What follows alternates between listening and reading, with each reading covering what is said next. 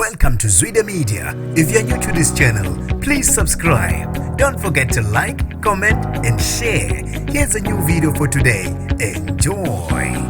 Usedlulile emhlabeni wesilisa okubeka ukuthi ubulala intombi yakhe maqede wayinquma ke school ehlungu. Ngibekelele ngiphinde nginamukele ezidabeni zezwide media igama lami ngosibonga konke wakondana mothanda ungangibeza intatheli ka YouTube.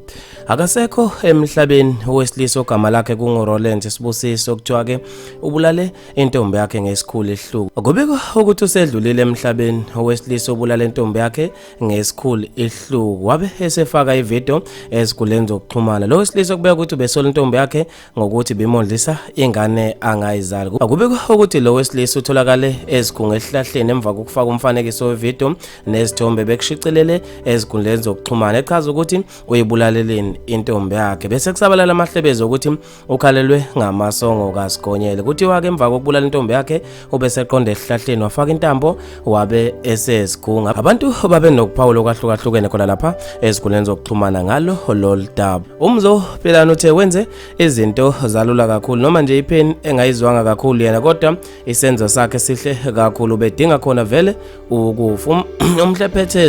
Umhlephethwe Zulu uthe uze azama ukujabulisa umuntu ngamandla akho nje yini engabe usijabulisa wena udla imali yakho ngokuthula kodwa ke umfethu bedlisiwe kuphume idliso kwabe sekubuya ingqondo. Akekho umuntu wesilisa ongenza into enje.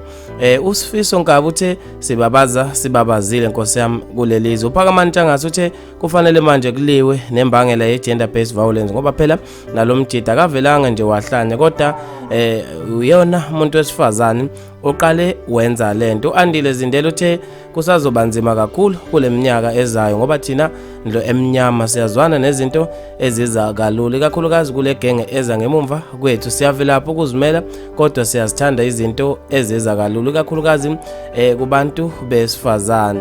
Kumele ke sifunde kulomfo. Bafethu maningi kakhulu ama comment ngizofisa mina ukuze ukuphala kwakho ngalolu daba khona lapha kwe comment section. Mina nje intathela YouTube sengayithethe indawo ngithi awungibambe evidweni elandelayo.